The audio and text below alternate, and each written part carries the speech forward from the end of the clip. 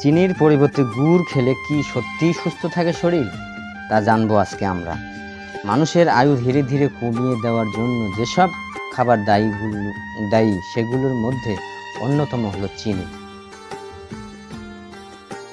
অনেকে খাবারের স্বাদ তুলতে না পারায় চিনির বদলে বেছে নেন গুড়কে, কিন্তু এতে কি বিপদ কমে শরীর সুস্থতার নিশ্চয়তা পাওয়া যাবে?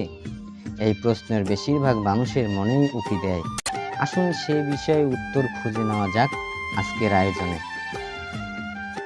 পুষ্টিবিদদের মতে রক্তে শর্করা পরিমাণ বেড়ে যায় এমন খাবার খাওয়া বিপদের কারণ হতে পারে।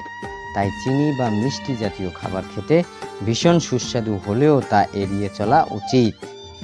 কেননা রক্তে শর্করা মাত্রার উঠানামা কিংবা বেড়ে গেলে বিপাক ক্রিয়ার ভারসাম্য নষ্ট হয়।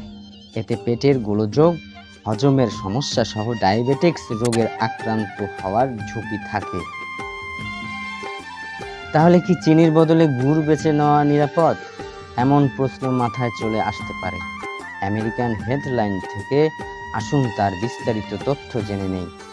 বিশেষজ্ঞরা বলেছেন আখের রস থেকেই তৈরি হয় চিনি ও গুড়। তবে আখের রসকে ফুটিয়ে তা থেকে গুড় তৈরি হয়। অন্যদিকে ফুটান্ত আখের রসকে পরিশীলিত ফিল্টার করে চিনি তৈরি করা হয়। চিনির তুলনায় গুড় তৈরি করতে একাধিকবার আখের রসকে ফুটাতে হয়।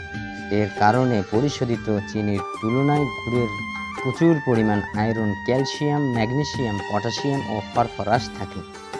আপনি জানলে অবাক হবেন, চিনির তুলনায় গুড়ের, বিশেষ করে বাদামি ও গাঢ় খয়েরি রঙের গুড়ে ডিমের চেয়েও বেশি আয়রন, দুধের চেয়ে বেশি ক্যালসিয়াম এবং অন্য যে কোনো খাবারের চেয়ে বেশি পটাশিয়াম থাকে। গুড়ে আয়রন বেশি থাকায় এটি রক্ত স্বল্পতা ও অ্যানিমিয়া রোগ প্রতিরোধ করতে পারে। কোষ্ঠকাঠিন্যের জন্য প্রকৃত প্রতিকার হিসেবে কাজ করতে পারে গুড়। যদি প্রায় কোষ্ঠকাঠিন্যর সমস্যায় ভোগে তবে নিয়মিত গুড় খাওয়া অভ্যাস করতে পারেন। অ্যান্টিঅক্সিডেন্ট সমৃদ্ধ গুড় রক্তের খারাপ কোলেস্টেরলের মাত্রা কমাতে সাহায্য করে। গুড়ে থাকা পলিফেনল অ্যান্টিঅক্সিডেন্ট ত্বকের বিজ্ঞানে প্রমাণিত না হলেও গুড়ে আরও যেসব কথিত সুবিধা আছে বলে ধরে নেওয়া হয়, যে কোনো খাবারে চিনি ছাড়া খাওয়ার অভ্যাস করা।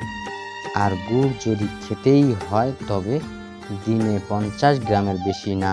এতে আপনি যেমন নীরব থাকতে পারবেন, আবার বয়সকে ধরে রেখে দীর্ঘ সময় নিজেকে সুন্দরও রাখতে পারবেন।